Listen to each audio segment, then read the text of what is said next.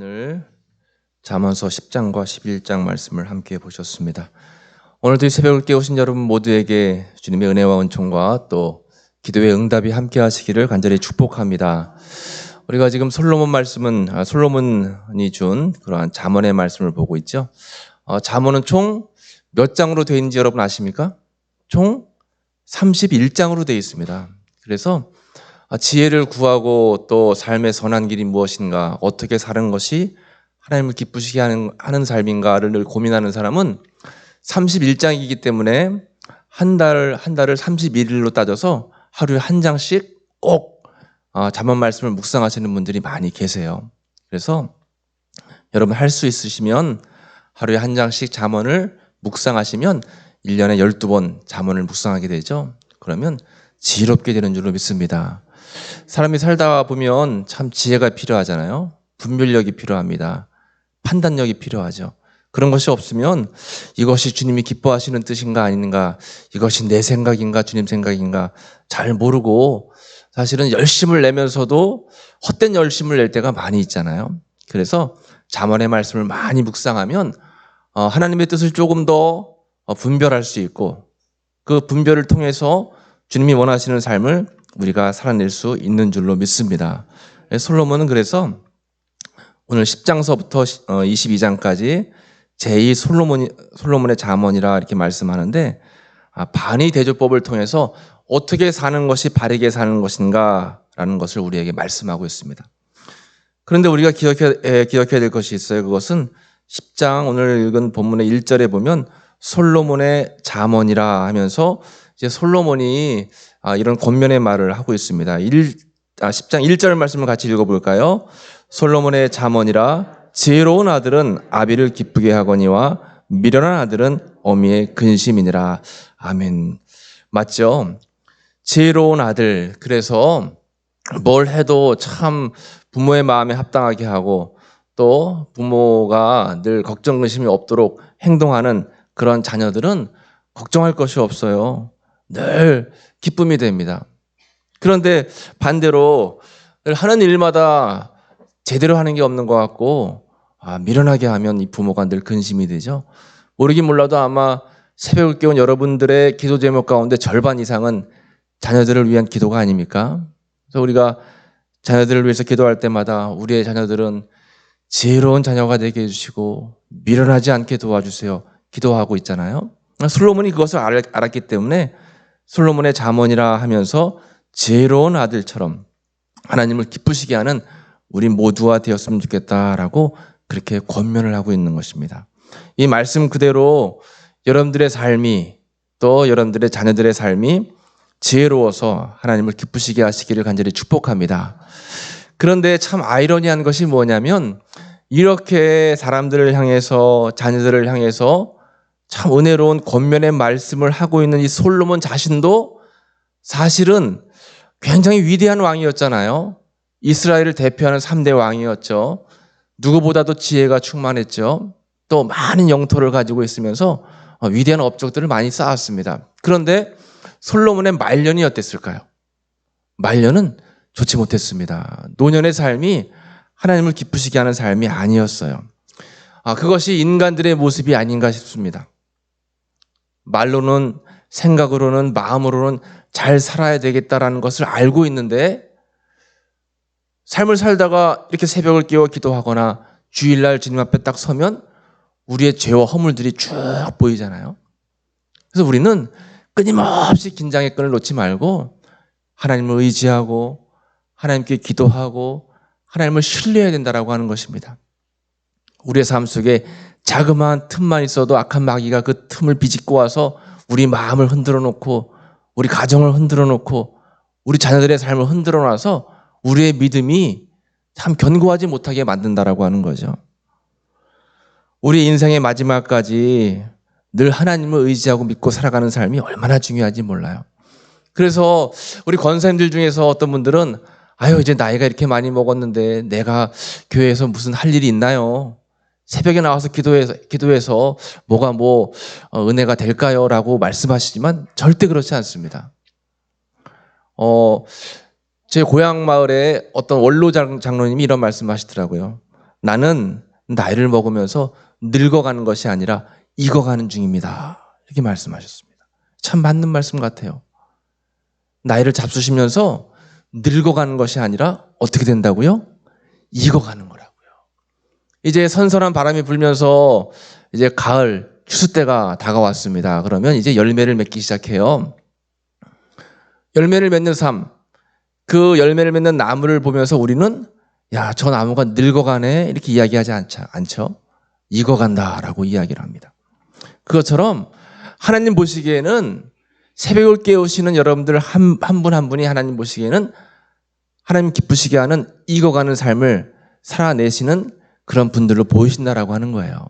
그래서 솔로몬처럼 마지막 순간에 하나님을 아프게 하는 삶이 아니라 마지막 순간까지 하나님을 기쁘시게 하시는 여러분 모두가 되시기를 간절히 축복합니다. 이러한 삶을 기억하면서 이 솔로몬은 의인과 악인의 삶을 계속적으로 비교하고 있어요. 의인의 삶은 이렇고 악인의 삶은 이렇다.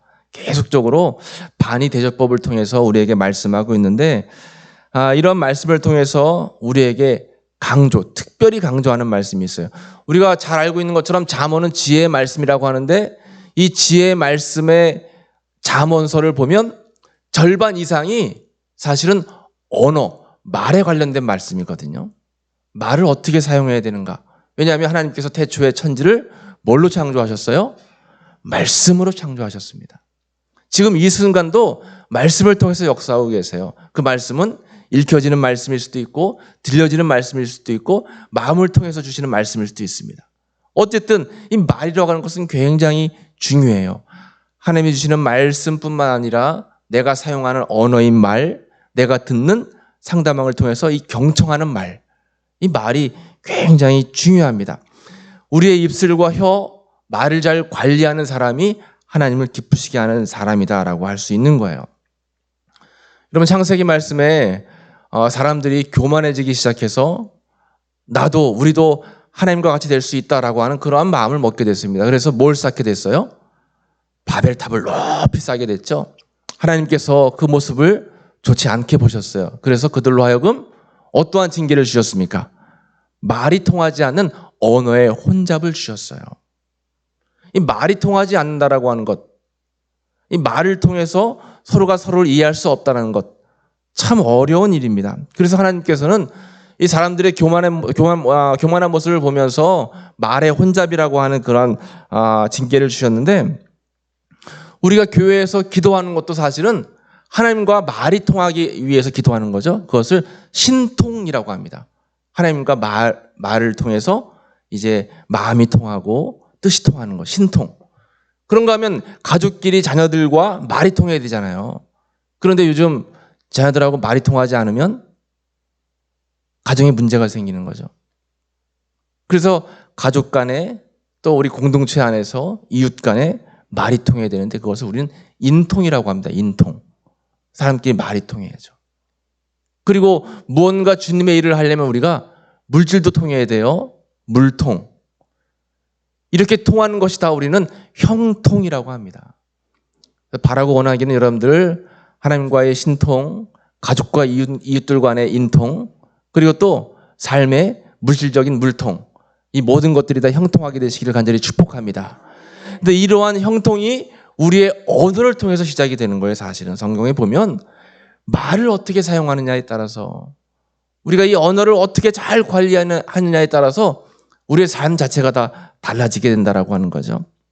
그래서 그 사실을 알았던 이 솔로몬과 또 다윗 시편과 잠언을 기록하면서 이 말에 대한 이야기들을 계속해서 하고 있습니다. 오늘 본문에도 보면 절반 정도가 이 말에 관련된 말씀이에요. 11절 말씀을 같이 한번 읽어보겠습니다. 11절입니다. 의인의 입은 생명의 샘이라도 악인의 입은 독을 머금었느니라. 아멘. 의인의 입은 생명의 샘이에요. 생명의 샘. 그 입을 통해서 끊임없이 살아나는 역사들이 일어난다라고 하는 것입니다. 그런데 이 악인의 입에는 독을 머금었대요. 말을 할 때마다 내 입을 통해서 막 독이 나가는 거예요. 여러분들의 삶 속에서 여러분들의 입술은 생명의 샘입니까? 아니면 독을 만들어내는 곳입니까? 나 자신을 잘 돌아봐야 됩니다. 부정한 말을 하면 내 말 때문에 부정한 관계가 형성이 되고 그러면 갈등과 고통이 이어지게 됩니다. 그것이 바로 지옥의 삶이에요. 여러분, 문제가 생기는 공동체, 문제가 생기는 삶의 내 자리에서 가장 먼저 뭐가 문제일까라고 우리가 고민할 때 내 말은 어떤가를 한번 돌아봐야 됩니다. 집에서 살면서 우리 자녀들과 지지고 볶고 힘들 때가 많잖아요.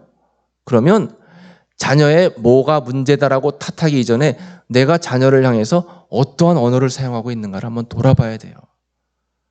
아유, 징글징글해서 못 살겠다 그냥. 그런 얘기 하지 마시고 징글징글해서 살겠다 이런 말씀 하셔야 돼요. 쟤 때문에 쟤 없으면 못 살아. 이 말이 굉장히 중요합니다. 긍정의 말을 통해서 긍정의 관계가 형성이 되고 긍정의 관계가 형성이 된 그 안에는 사랑이라는 것이 있어요. 그러면 사랑이 있는 곳에는 천국이 이루어지는 거죠. 천국이라고 하는 것은 눈에 보이지 않는 막연한 죽은 후에 가는 곳만 천국이 아니죠. 우리가 살고 있는 이 내 삶의 자리 자체가 천국이 돼야 되는 거예요. 그러기 위해서는 선한 말, 긍정적인 말, 서로 위로하는 말, 칭찬하는 말들이 가득해야 돼요. 이런 말들이 가득한 곳은 언제나 천국이 됩니다. 그런데 반대로 막 공격하고 서로 막 질타하고 이런 말들이 가득한 곳은 지옥이 되는 거예요. 12절 말씀을 같이 읽어봅니다. 12절입니다. 미움은 다툼을 일으켜도 사랑은 모든 허물을 가리느니라. 아멘. 맞습니다, 여러분. 미워하는 마음을 통해서 나가는 이 미움의 말들은 다툼이 일어나는 거예요. 다툼이 일어나요. 그런데 내가 그를 이해하고 용서하고 또 그를 배려하면서 긍정의 언어를 사용하면 그 언어에 묻혀진 사랑 때문에 모든 허물들이 가려지는 거예요.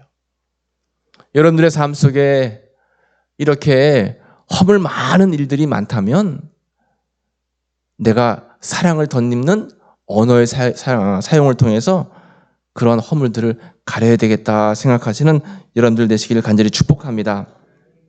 처음에는 우리가 사람이 말을 결정해요. 그런데 후에는 말이 사람을 결정합니다. 처음에는 사람이 말을 선택합니다. 그런데 나중에는 내가 선택한 그 말이 나의 삶을 선택하게 되어 있습니다. 너희 말이 내 귀에 들린 대로 내가 너희에게 행하리라. 민수기에서 말씀하셨죠. 그러므로 우리는 참 말을 잘 해야 된다라고 하는 것입니다. 22절 말씀을 같이 보겠습니다.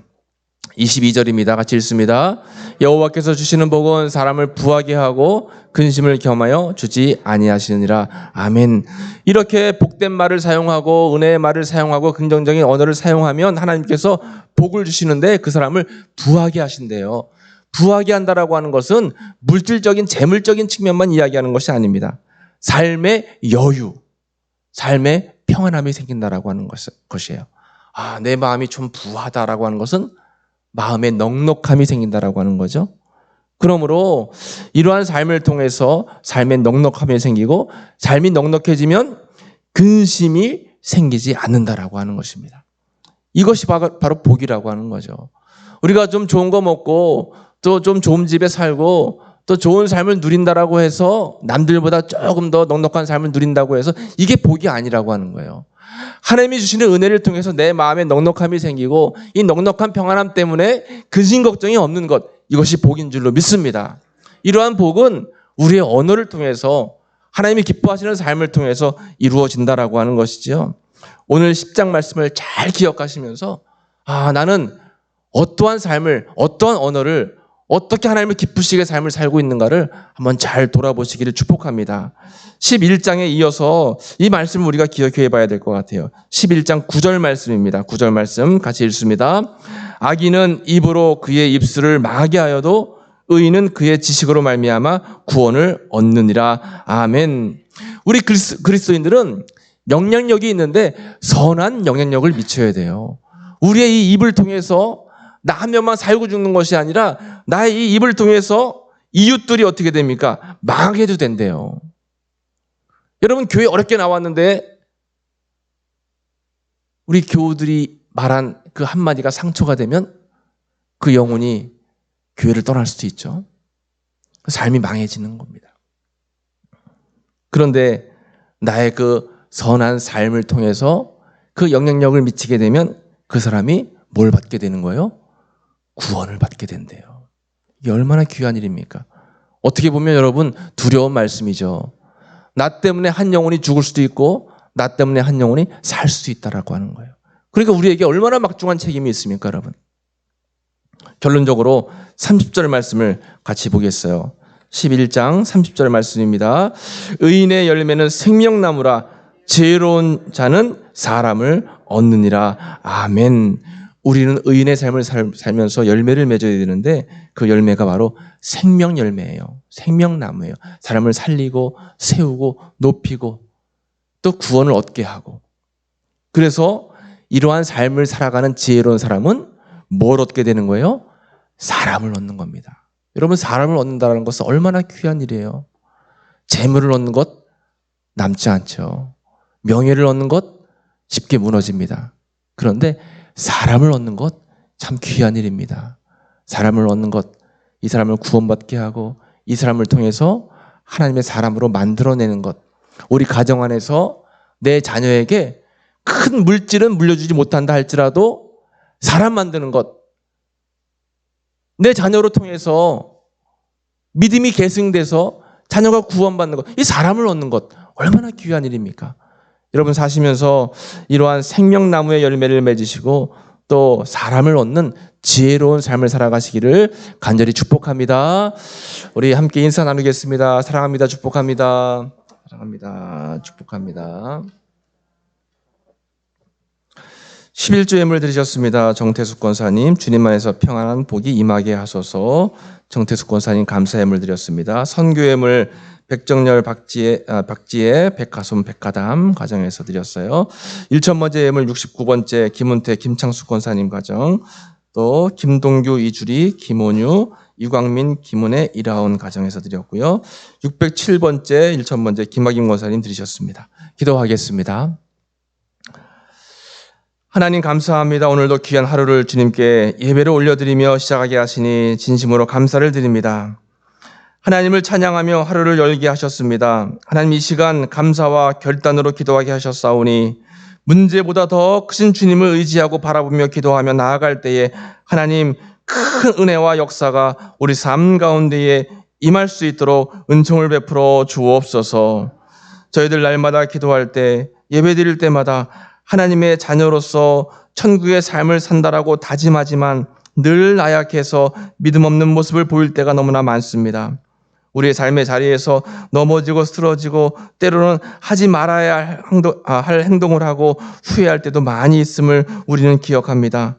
주여 저희로 하여금 지혜로운 마음을 주셔서 신실한 주님의 자녀로 살아갈 수 있도록 인도하여 주시고 이 세상을 살아가면서 육신의 정욕과 안목의 정욕, 이생의 자랑이라고 하는 거대한 파도 앞에서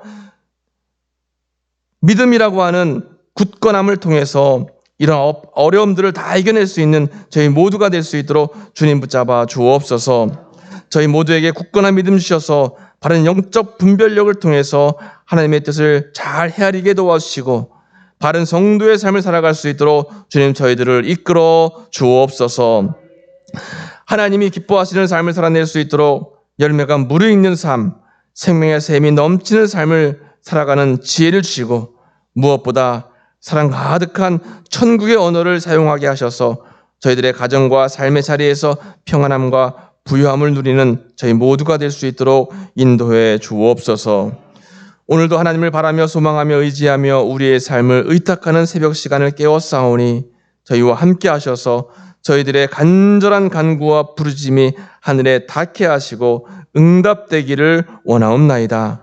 저희의 힘으로는 도저히 감당할 수 없음을 고백하오니 주님 친히 역사하시고 개입하셔서 주님의 선한 도우심을 통해서 어려움들을 능히 감당하게 하시고 이겨내게 하시고 결국은 승리할 수 있도록 주님 붙잡아 주옵소서. 육적으로 영적으로 주님의 십자가 보혈의 능력이 필요한 모든 성도들을 찾아가서 만나주시고 고쳐주시고 회복하여 주옵소서. 오늘도 정성을 다하여 주님 앞에 귀한 예물을 올려드립니다. 열의 하나를 구별하는 귀한 손길을 주님 붙잡아 주시고 항상 쌓을 곳이 없도록 넉넉한 하나님의 은혜를 베풀어 주옵소서. 감사의 예물을 하나님께 올려드립니다. 주님 안에 평안함의 복이 넉넉하게 임할 수 있도록 늘 지키시고 보호하여 주옵소서. 일천번제와 선교 예물로 주님 앞에 봉헌하오니 주님 받아주시고 마음의 소원이 하늘에 이루어지고 땅에서 열매를 맺을 수 있도록 주님 붙잡아 주옵소서. 오늘도 모든 삶을 주님께 전적으로 의지하고 의리하며 나아가는 귀한 성도들의 삶 가운데 함께 하실 것을 믿사오며 예수님의 이름으로 간절히 기도하옵나이다. 아멘. 찬송가 351장 부르시고 함께 오늘 말씀을 기억하시면서 기도하시겠습니다.